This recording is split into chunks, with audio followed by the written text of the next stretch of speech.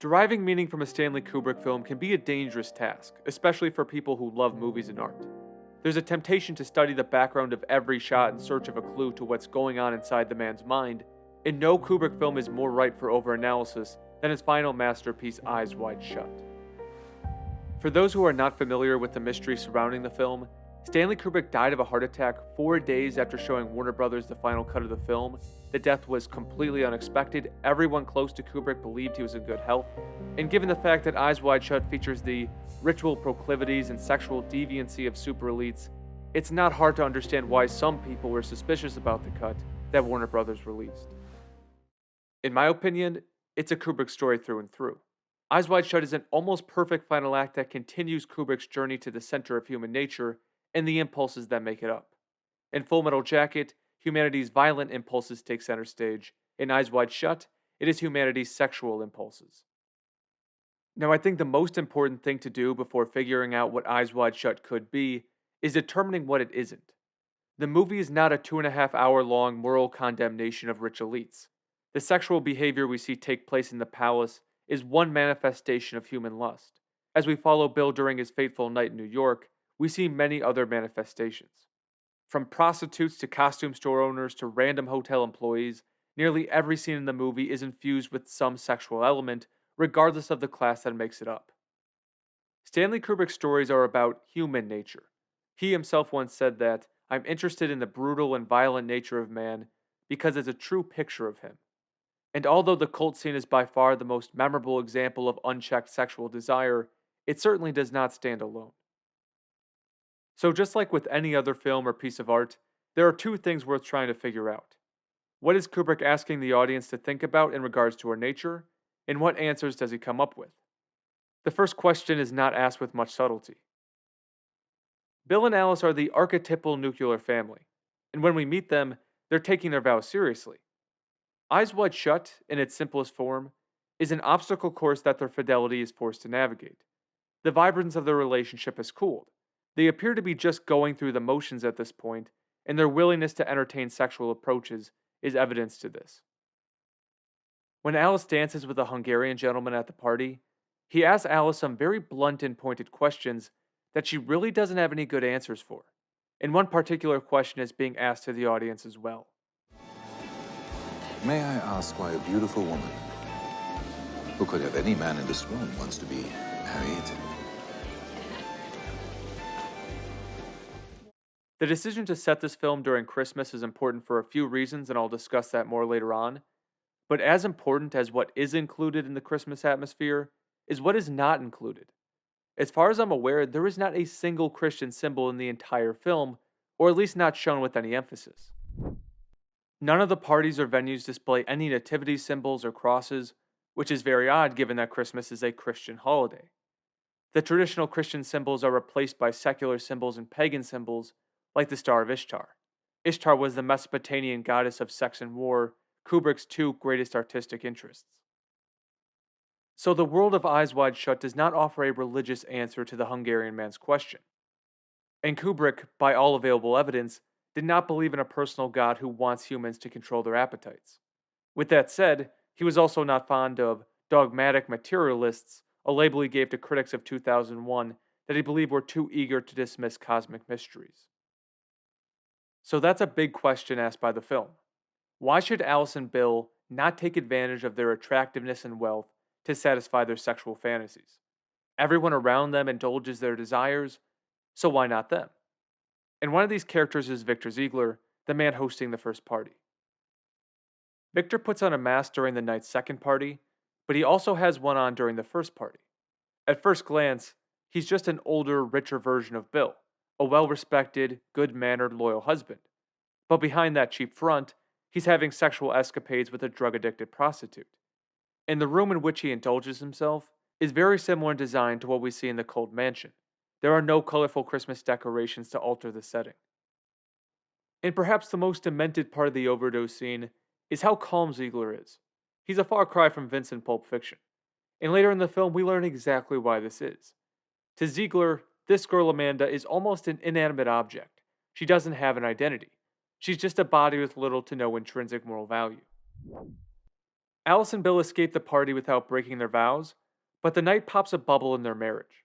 Their eyes are open to the sexual opportunities their partners have, and Alice specifically begins to question whether her husband has the discipline to deny his opportunities.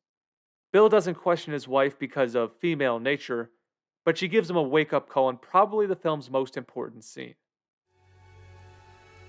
I was ready to give up everything. You, Helena. Going back to the first question, if religion can't be used to deny oneself, then the preservation of happiness is probably the best secular option. Alice is well aware of the long term consequences of cheating.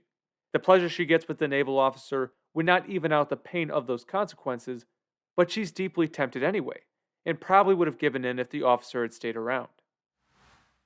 The admission rattles Bill's entire worldview. It's almost like he's realizing he's married to a totally different woman. If Alice would willingly cause herself and her daughter long term suffering in exchange for fleeting pleasure, how on earth can their marriage survive? Bill struggles to deal with this idea, and his wife's fantasy will play in his mind for the remainder of the film. And in the very next scene, we see another woman, Marion, try to act on the same urge.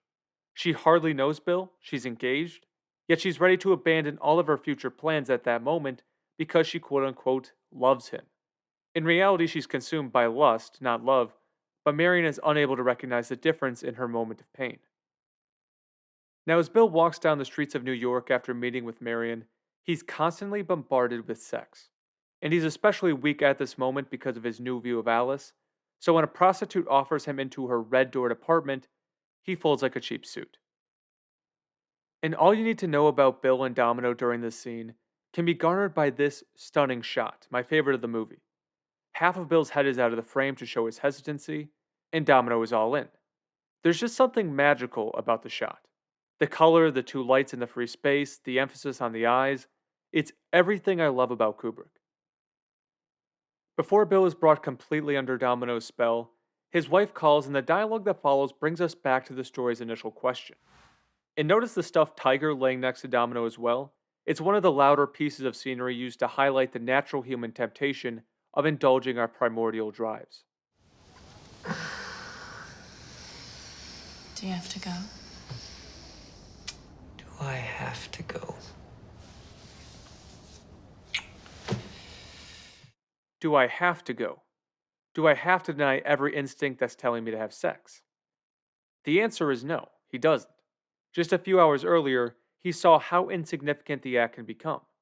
Ziegler treated it like he just shook the woman's hand. But Bill still can't view cheating as meaningless, and he pulls himself away. It's the most significant act of self denial in the film, and it's rewarded. We learn later in the film that Domino tested positive for HIV. After completing that trial with his fidelity intact, Bill journeys to the end of the rainbow. And to gain access, he has to speak the password, which is Fidelio or faithful.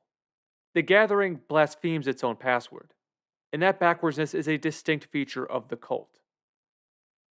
The song being played during the ritual is called Backwards Priest, and from what I can gather from the composer, the sound was all Kubrick cared about, not the meaning behind the name. But regardless, there is a satanic undercurrent to the entire ceremony. Satanic in the sense that those in attendance are celebrating hedonistic pleasure. In biblical terms, they're declaring their love for the world. Human emotion is drawn primarily from the eyes and the mouth. Dante writes beautifully about the relation to love and paradiso. I'd highly recommend it. But in this world, the power of both must be concealed. All that's valued here is sex in its most animalistic form, and Bill can't help but be mesmerized. Of course, the gate to this materialist paradise has not been willfully opened for Bill. Only those with the most wealth and power are welcome, and he only escapes because the woman he helped hours earlier sacrifices herself. The legitimacy of her sacrifice is a question left to the viewer. I tend to think it was real. When Bill returns home, the first place he goes is his daughter's bedroom, which is covered in cool blue light, the opposite of the warm orange light inside the mansion. You get the sense that he's using his daughter's innocence to cleanse himself. Alice does not offer her husband any relief. She tells him about a dream where she has sex with an innumerable amount of men, including the naval officer she mentioned before, and she laughs in Bill's face as she does it. The laughter, I believe, comes from a place of arrogance. She's tormenting Bill because she's now free from the restraints of their marriage. She also mentions that at the beginning of the dream, we were standing naked and I was ashamed. This piece of dialogue is a nod to Genesis 3:7, the moment in the Bible where Adam and Eve take a bite of the forbidden fruit. At that moment, their eyes were opened, and they suddenly felt shame at their nakedness, so they sewed fig leaves together to cover themselves. When Adam and Eve take a bite of the apple, they are cut off spiritually from God and are forced to become at the mercy of nature. In other words, every human after the fall must confront their bodily desires. The thematic parallels to the story of Bill and Alice are pretty striking, namely the theme of waking up or having your eyes opened, and I'm almost certain Kubrick had Genesis on his mind.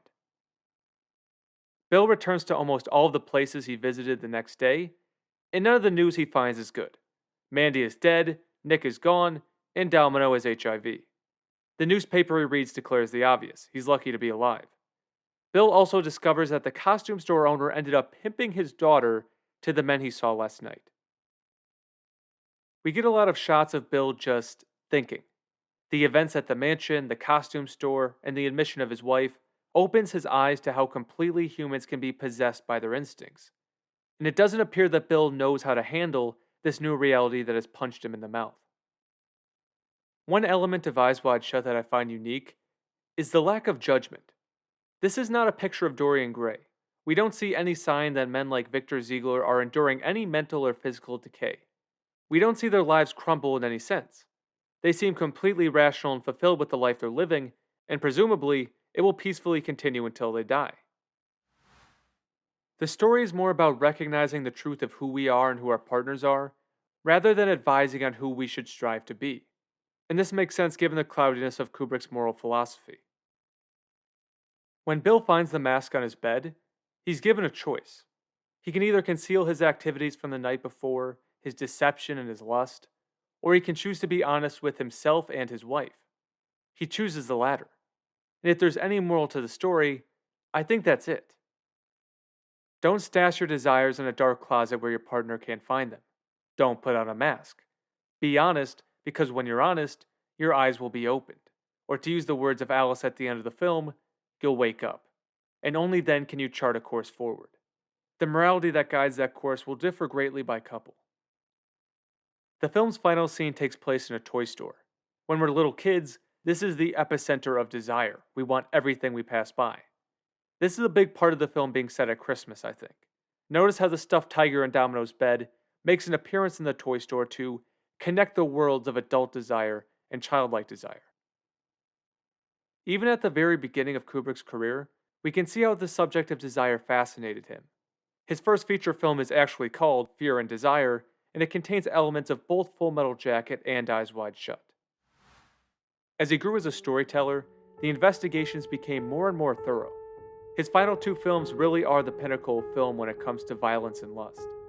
It's a tragedy that Kubrick died when he did, because he was still trying to figure out some big questions of human nature, and it would have been fascinating to see his conclusions come to life on screen. There are many different perspectives on Eyes Wide Shut. That is the beauty of Kubrick. Some questions are intentionally left to the viewer, the mask on the bed being one example. If you have some of your own thoughts on the story, leave them down below. There are always some comments that have me kicking myself that I didn't notice. And make sure to like and subscribe on your way out if you enjoyed. I think I deserve a like just for keeping this video PG. It was not an easy task. But thank you so much for stopping by. Have a fantastic rest of your day. I will talk to you soon.